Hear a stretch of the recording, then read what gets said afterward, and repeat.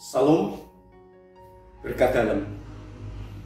Saudara-saudari yang dikasihi dalam Tuhan kita Yesus Kristus, di akhir masa bulan kitab suci nasional ini, kita diajak untuk merenungkan sabda Tuhan melalui Injil Lukas bab 9 ayat 57 sampai 62. Demikian sabdanya.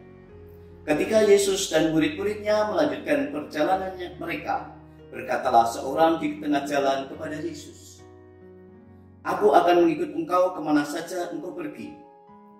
Yesus berkata kepadanya, "Serigala mempunyai liang dan burung mempunyai sarang, tetapi anak manusia tidak mempunyai tempat untuk meletakkan kepalanya." Lalu ia berkata kepada seorang lain, "Ikutlah aku." Tetapi orang itu berkata, "Izinkanlah aku pergi dahulu menguburkan bapakku." Tetapi Yesus berkata kepadanya, "Biarlah orang mati menguburkan orang mati.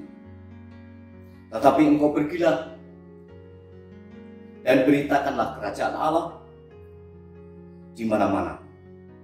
Dan seorang lain lagi berkata, "Aku akan mengikut engkau Tuhan, tetapi izinkanlah aku pamitan dulu dengan keluargaku." Tetapi Yesus berkata, "Setiap orang yang siap untuk membaca tetapi menoleh ke belakang, tidak layak untuk kerajaan Allah." Bapak, Ibu, dan saudara-saudari yang dikasihi Tuhan Yesus, menjadi orang Kristen, menjadi pengikut Yesus tidaklah mudah. Kita harus meninggalkan kebiasaan-kebiasaan lama. Kita harus menyangkal diri. Kita harus memanggul salibnya. Dan kita harus hidup tidak dengan kedagingan, tetapi kita hidup dalam roh.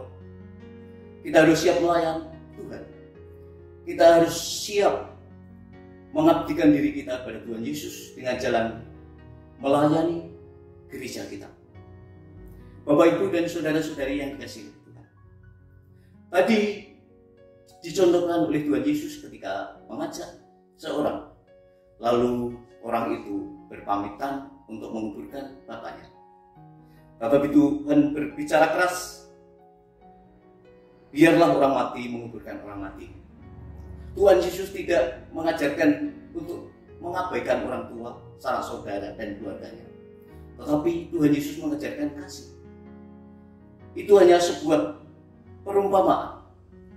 Ketika seorang prajurit bertempur di medan perang yang diutus oleh negaranya untuk mengabdi dan melayani, tidak mungkin pulang menguburkan orang tuanya.